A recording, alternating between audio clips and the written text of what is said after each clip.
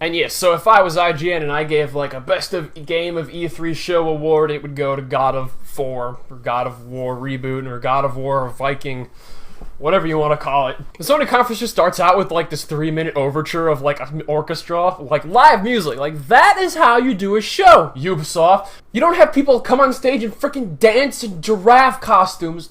Oh my god, and have Aisha Tyler just do her best to keep people awake. Live music, like in a theater. That's awesome! It makes me want to go to the Sony E3 conference. And there's like this chanting, and it sounds like kind of like a rowing kind of theme. I'm like, this is God of War, isn't it? It's God of War. And then Kratos steps out, and he's got a beard, and I'm like, that's it. That's all you needed to do. But they didn't stop there. So they basically took Kratos, gave him a beard, and plopped him in The Last of Us. A lot of the games this year that Sony showed had a Last of Us art style, which is not a bad thing, because that's a beautiful game. And I know you're probably sick of hearing me talk about The Last of Us that I haven't even reviewed. I'll get around to it eventually. And it's a third-person, over-the-shoulder, free-moving camera that you control with a stick, which is like a colossal step forward for the series. What are you doing? Now its guard is up. Only fire. Only fire when I tell you to fire. I'm sorry. Do not be sorry. Be better. Find it.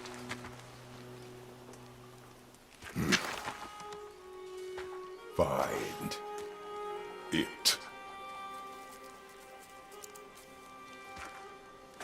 And the monster he's fighting drops the word Valhalla. It's like, this is Norse mythology. That's awesome! It's like Viking Kratos instead of Roman Greek Kratos. Is like, whether you call it a reboot or a sequel or like a new time period. Excellent, excellent choice if you ask me. The only thing that's a little weird is that Kratos is off to the left of the screen, so like the camera is actually focused on the game world, which is how it's usually positioned for like a shooter. If it's a third-person action game, usually you're in the middle. And I'm sure there'll be like a bow that you can shoot and fire. Still, that's a little weird. I love the new art style. He's got like a medievalish Norse-looking axe, and it's got like a blue ice on it. But he's still got the Kratos face paint, so people would know it was Kratos. And his kid's got like a fur thing, and like during the cutscene, the fur is like blowing in the wind, and so is Kratos' beard. It looks amazing.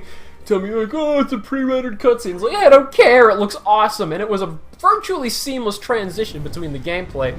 And you look off in the distance, and there's like a dragon, and I'm like,